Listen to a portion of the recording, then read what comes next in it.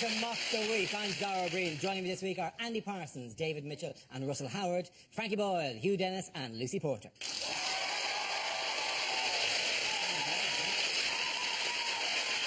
We start with, if this is the answer, what is the question? On the board are 6 categories. Lucy, which category would you like? Sport. Sport. Your category is sport. The answer is 9. What is the question? Is it how many people had heard of Yingling before we won a medal in it? Is it how might a German text the word no?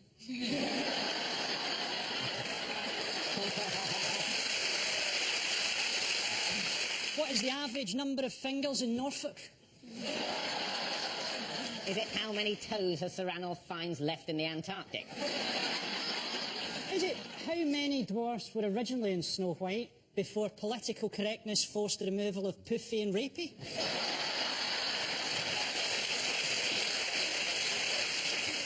Is it at what age did my imaginary friend set fire to the kitchen? Is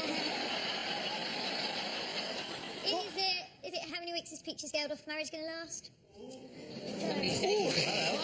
That's a rapey the dwarf. It's just good, clean fun, is it?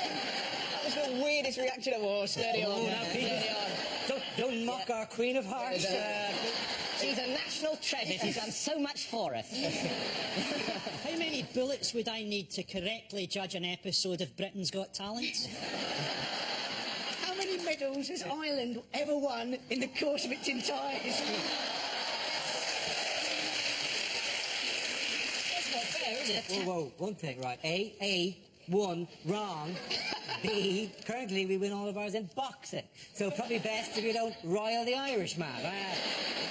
What are you going to do, sail away from me while I'm chasing...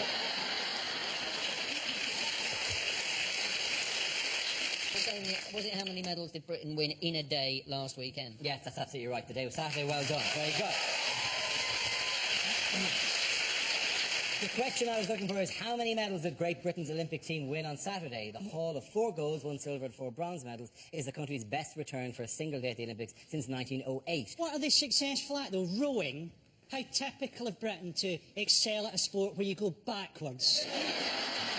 And not even that quickly, because people just cycle along beside the rowers, just normal people, to show how slow they're going in real time. They don't cycle alongside as quickly as other British people would cycle alongside, do they? If you just got every cyclist to hold a piece of scenery, it would look like nobody was moving at all. Do you know, there was an Australian coach who said that he just said, you know, these medals are worth nothing because Britain only wins medals at the sitting down sports. And you think, well, just because, you know, swimming, that's fair, but at least we win at sports in which a human is best. If you're really good at swimming, you're always going to get beaten by a fish, right? If you're good at running, you're always going to get beaten by a cheetah. But you try putting a bloody pilchard on a bicycle. So what you're suggesting... Only humans can win at the sports that we do, Alan. So hang on a minute, so you're suggesting after Phelps won his 8th gold medal, we should have released a shark and gone beat that? Exactly. We'll give you a head start as well. Go on.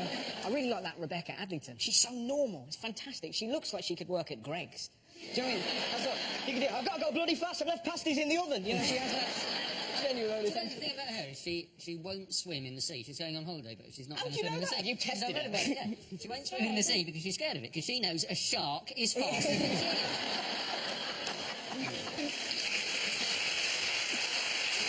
It's just weird. Who wants to swim that much? I mean, if your daughter says to you, yeah, I want to go swimming, OK, take her to the beach, take her for a swim. If she says, I want to go swimming at 6 in the morning, and then for a further 4 hours after school every day, say, no, go up the park, drink some cider and have some disappointing sex. What I don't quite understand with the swimming, though, is, you know, they have that green line that goes along the pool. Why doesn't somebody grab hold of that? I love the way whenever the swimming is on, there's big discussion about the fact that, you know, you don't have any 50-metre pools, right? As if, you know, if you don't train in a 50-metre pool, like, you'll get to 25 metres and then just naturally turn around and swim back again. British people do train in rubbish pools, though, Dara. That's what we should do in the London Olympics. To even things up, we should make it more like a British pool. Let's see if Phelps can win if he's got to get past a fat guy doing breads. And then tread water so he doesn't swim up an old woman's colon.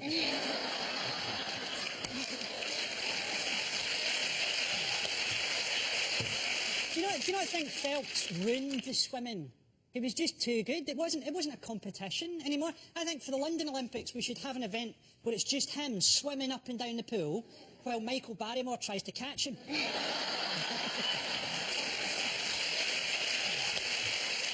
The best thing about Phelps is that, well, not the best thing, he's an 8-time Olympic gold winner, but he's got ADHD.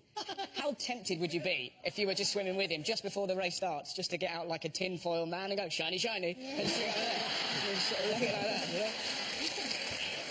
I mean, technically, that's abuse, but you'd win. I'm mixing it with OCD, sorry, because then you can just go, just on the blocks go, you left your locker open. Oh, God. The event that I love in the cycling of all of them is the Kirin, which is fantastic, which is that one which looks like, essentially it's 4 men in lycra chasing a pizza delivery boy. On a little... How did that ever become a sport? I don't understand. Well, it's very important that there have to be thousands and thousands of very slightly different sorts of cycling, because otherwise we wouldn't be anywhere on the medals table. There was just one gold for cycling. We'd have about 4 medals. They're not even that different. It's like people would win 8 medals in the archery if you had an event where you just did the archery again wearing a hat. Well, that's what we need to be thinking about for 2012. 50 different sorts of darts. They also, in the swimming, they said that Michael Phelps is perfectly designed for swimming, which is bollocks. Easily was. He'd have a fin, he'd have gills. That is why sharks are faster. Here's the weird thing. Some of the events have different weight categories. Boxing, obviously. Weightlifting has different weight categories. And some of them are absolute. Rowing has different weight categories as well. But others don't. Like sprinting. Doesn't have fat bloke sprint. It doesn't have the 100 metres for guys over 25 stone. Just running, trying to keep themselves within the lane. Just chaffing off each other as they ran. Which Britain didn't do so well. Oh, Paula Radcliffe. Oh, Paula Radcliffe, man. She struggled. I think if Paula Radcliffe is watching, I mean, take comfort. I mean, it's not all bad. If you were a horse, you would have been shot by now. She did really badly in the marathon, and what was particularly galling was that at the finish line, she was pipped by a guy in a gorilla costume. What was great about it, did you see the footage? You know when she stopped halfway through the marathon? Just seeing the spectators go, oh, no, you don't. Oh, no, she stretched it. Yeah, good for you, yeah. It was one of the finest pieces of commentary, I think it was Steve Cram, who said, well, Paul has an important lesson. There are no shortcuts in the marathon. Was that what you were looking for, was it? Wait a minute. Finishing on over there. I'm going through here. That'd be great, just a tiny man in a hat. This way, Paula. What is the one part of Michael Phelps' lifestyle that we could all do? He eats loads, yeah. The eating. The 12,000 calories. Honestly, I know so many teenagers who are on that diet already. Why aren't they in the Olympics? I know. Because he only eats plankton.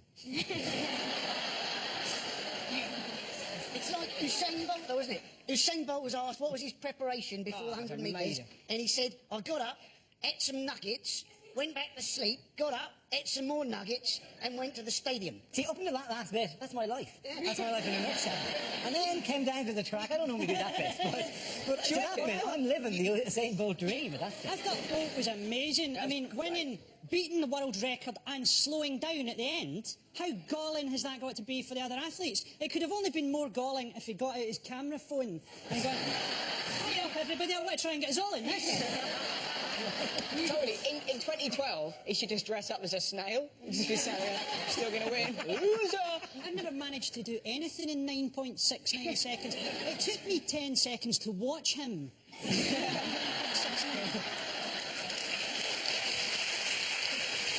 Did you see, though, the Liu Shang? He was the Chinese hurdler. Chinese great hope, yes. Yeah?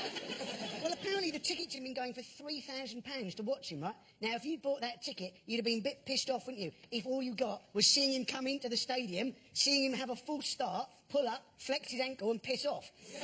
You'd have probably thought that wasn't the best £3,000 you'd ever spent. Yeah, well, that's capitalism for you. They better get used to it. At the end of that round, the points go to Frankie Hugh and Lucy. Now we play a round called Chariots of News. This game involves Lucy, Andy, Frankie and Russell, so if you could make your way to the performance area, please. This is where we test our performance stand-up skills. We spin our news generator settles on a topic and anyone can volunteer jokes for the chosen subject. The winner of the team I judge to produce the funniest stuff. OK, here we go. Let's spin the wheel. The first subject is leisure. Who wants to come in on that? Lucy. I'm thinking leisure breaks. are quite popular, like the leisure break, the mini break. But if you think about it, right, say if you ask a woman you know, how was your weekend? And she says, oh, my weekend, actually, you know that bloke Steve I've been telling you about? Well, I came out of work on Friday. Steve was waiting for me. He bundled me into the back of a taxi. He whisked me off to Paris. He locked me in a hotel room. He plied me with champagne. And he made love to me all weekend, right? Then you go, oh, that's nice, don't you? Whereas, if you ask how her weekend was, and she says, well, you know that bloke Steve I was telling you about? I came out of work on Friday. Steve was waiting for me, bundled me into the back of a van, drove me to Watford, locked me in his bedroom, force-fed me Rohypnol and had sex with me all weekend, right? Then you'd probably go, oh, no, poor you, wouldn't you? But my point is that the difference there is mainly budget, isn't it? Well done, Lucy. OK, let's spin the wheel again. The subject is technology. Who wants to come in? Andy Parsons. Now, I saw a BP station with a wind turbine on the top of it last week. They're taking the piss, aren't they? What statement are they possibly trying to convey? Oh, don't worry, fill up with as much petrol as you like. Our cash register is powered by the wind. We have also had stories in the tabloids, haven't we, about people having problems with their sat-nav, which has taken them on to a railway line. Now, it's a gadget. You are supposed to also use your brain. If you've got a European sat-nav and you want to go to France, it will maybe direct you across the channel. But it expects you to get on a ferry. Well done, Andy Parsons. OK, that leaves us with Frankie and Russell. Let's spin the wheel. OK, the next topic is animals. Frankie boy. You heard this thing that the human female has exactly the same pheromone scent as an orangutan female? It was news to me. I'll never wear a blindfold again. They told me she was a jobby. Incidentally, there are only 2 ways to have sex with an orangutan. Carefully, and every which way but loose. I hate pets.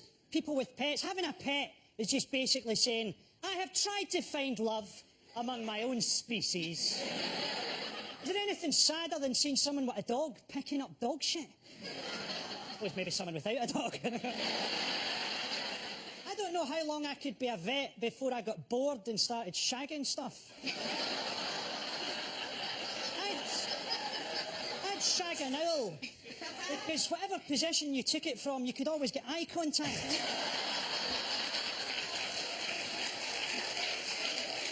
Or shag a kitten.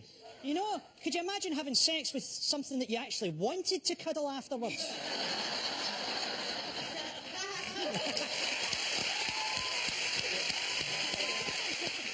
Frankie there addressing the topic of animals. Russell, let's see what you've been left with. Let's spin the wheel. British society. Thanks. There's a lot of idiots about, aren't there? I was in a sauna the other day with some men, which, you know, let's forget about that part of the story, but there was this bloke who just sat there going, I tell you what, this country's gone to the dogs. 5 years' time, guarantee it. This country, Sharia law. Everywhere you look, Sharia law. And his mate went, yeah, but the thing is, right, under that law, you can have 4 wives. And this bloke suddenly went, really? And you're like, make your mind up, mate. You Sid James or Enoch Powell. They're everywhere. Titties, ha-ha. He went mental.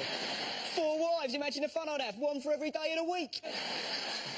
It's wonderful when you see bigotry slapped, isn't it? I was on a train the other day. There was a bloke sat here, let's call him a dick, who was sat opposite a man of foreign persuasion, just going, why don't you go home, mate? Why don't you go home? And this hero looked back at this bloke and went, I am. That's why I'm on the train. Well done, Russell.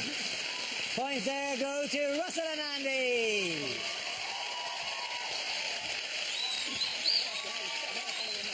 Our next round is called Headliners. Here's a picture of Conservative leader David Cameron on his way to work. But what does CSBS stand for? Come a speeding bus soon. Is it concealed snipers begin shooting? I know what it is. It's condom salesman bring supplies. Cameron stimulated by speed bumps. There's something about broken society, I think. Yes, it is. But yeah, the BS is Cameron does something to broken society. Cameron sellotapes. Support. Slams. I'll give you slam. Well done. Very good. Yes, Cameron slams broken society. Well done. The answer I was looking for was Cameron slams broken society. This is news that David Cameron has vowed to be as radical a social reformer as Margaret Thatcher was an economic reformer. The revelation comes in a newly published book in which he pledges to heal what he called Britain's broken society. I don't think he's going to mend our broken society by slamming it.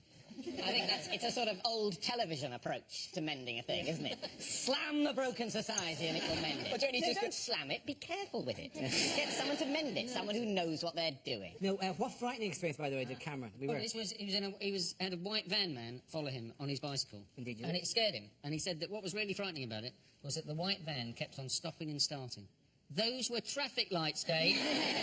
You were meant to stop as well. Well, didn't the guy try to run him off the road? And I think it's quite sad, actually, because of all the crimes that I'd like to see happen to David Cameron, that's one of the least funny. I'd much rather see him happy slapped by an enormous transsexual. I got run over by a white van man on my... At least he pulled out of a turning. I hit the side of him and I flew over his bonnet. Were you you were in a bike? I was on a push bike, yeah. Okay, And I flew past the windscreen. And driving this van were two Chinese men. And as I flew past, like, just, you know, sort of coming through, I looked at them, and there was absolutely no reaction on their faces. And as I flew through, I thought, is this because they're Chinese? Are there a lot of bicycle accidents in China? What do you think they drove off going, wasn't that the bloke from My Hero? Oh, he can fly in that job. He can fly in real life too. Yeah. I first became aware of him in the Mary Whitehouse experience. Did we have to do 3 people in that cracking the accents? He now does mock the week. I don't like that because of racism. Maybe they get points for all the Mary Whitehouse team. They're just driving around next expectation. You know, he was attacked by a man in a van, yeah. He said the guy kept on... I hope whoever's done that to David Cameron is proud of themselves. I mean, seriously, well done. Cameron said, I'm not at all smug. It's not for him to say, is it? We'll be the fucking judge of how smug you are, you smug shit. You're like a mafia overlord, Yeah, but, you know, I'm not smug and I'm not horrible and I'm not dishonest. Shut up, do things.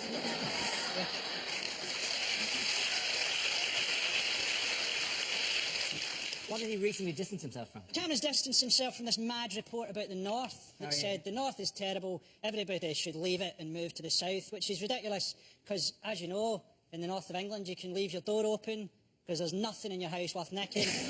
Nobody's going to want a tin bath and a VHS box set of Adam Sandler videos.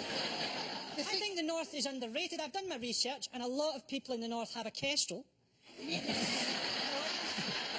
Training to become a dancer. My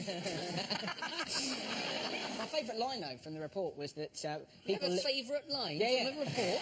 Listen to this. Do you underline reports, like with a marker pen and stuff like that? Rather fetch the pen, it's going to be a good day. My favourite line from it, or a line that I enjoyed, was that one of the guys said that people living in Bolton and Oldham had lost their raison d'etre. That is fantastic, isn't it?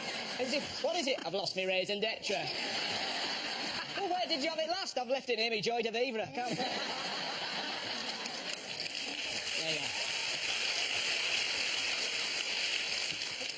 The reasoning, because they've said sort of everyone from the failing northern cities should move to places like Oxford and Cambridge. Because Oxford and Cambridge are very nice, high employment, you know, pretty and everything. So that should be fine. That's perfect reasoning, isn't it? Except if everyone from Bolton rocks up at Oxford, it's not going to be as nice. And I've got nothing against people from Bolton. It's just the tens of thousands of homeless people arriving saying, we're here to become dons at the university, is that okay? Do you reckon not going to work? Do you reckon people in Oxford, if they heard this news, were like, just throw away their Yakult? No, it's rubbish. It's rubbish here. Hide the truffles. Take to the river. Quick, let's get out of here.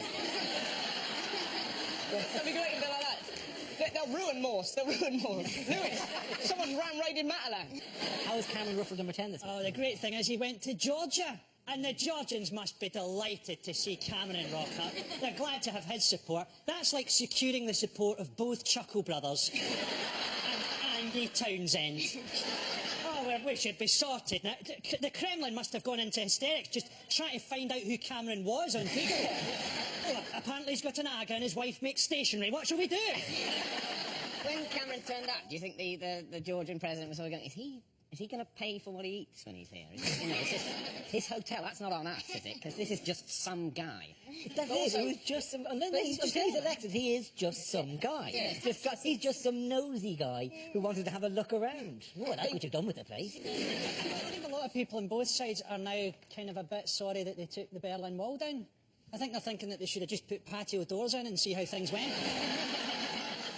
It was good the way Georgia kicked off because Putin was at the Olympics. They thought it would be too busy. As if Putin doesn't have 3 dozen robot body doubles. Oh, you've met me before. Was my hair parted to the left? That was Vladimir Putin, 36. It kicked off, didn't it? It kicked off between Georgian and Russian athletes, but it kicked off in the beach volleyball, the women's beach volleyball team, were the ones who started going at each other. It is the one direct clash between Georgia and Russia in the Olympics was, it couldn't have been better, the women's beach volleyball. And Georgia won. Do you see when Bush had to meet the women's volleyball team and they wanted him to smack them on the bottom? Yeah. But he wouldn't do it. Do you think Bill Clinton would have missed that opportunity? Bill Clinton would have had to been brought up to the volleyball team tied up like Hannibal Lecter.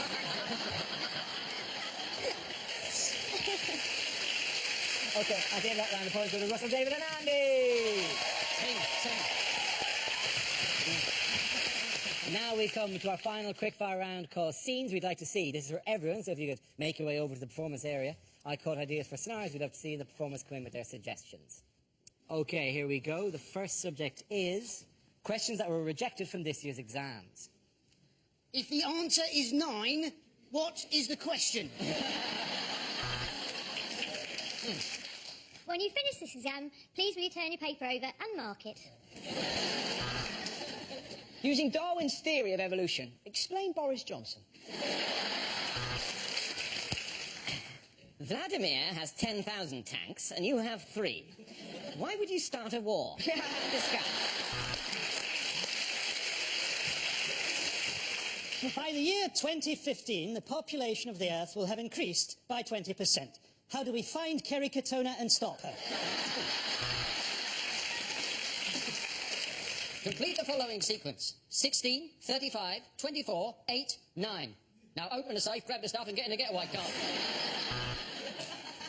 If an object is travelling at 750 miles an hour, encounters resistance and slows to 0, for how many months will Richard Hammond have to wear nappies?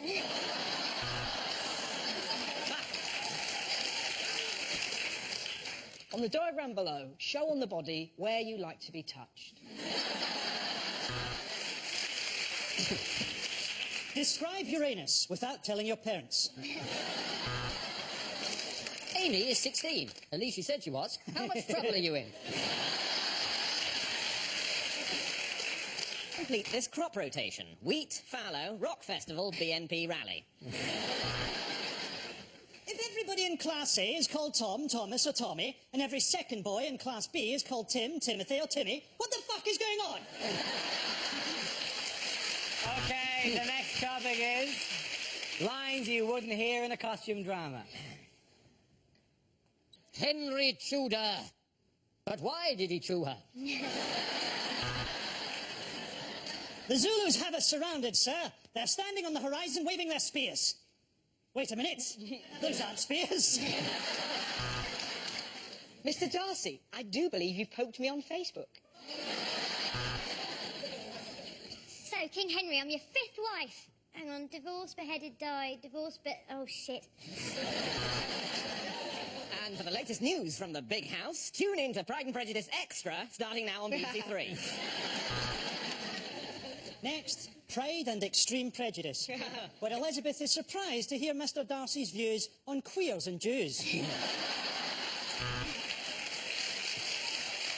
You think wearing this bustle makes my arse look big? Let me read the signal from the Victory. Are you paying too much for your car insurance? I worked for the Duke of Wellington when he invented the Wellington boot, and the Earl of Sandwich when he invented the sandwich. But I suppose my happiest time was working for Lord Strap-on. My liege, your desire to marry again will split the church. Does it have to be a gay Nigerian? Ah, the Duke. My daughter has been itching to meet you. Chlamydia! The points at the end of that round go to Frankie, Hugh and Lucy.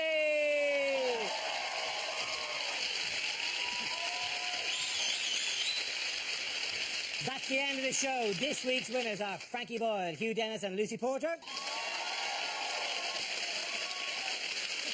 Commiserations to Andy Parsons, David Mitchell and Russell Howard. Thank you for watching. I'm Dara Breen. Good night.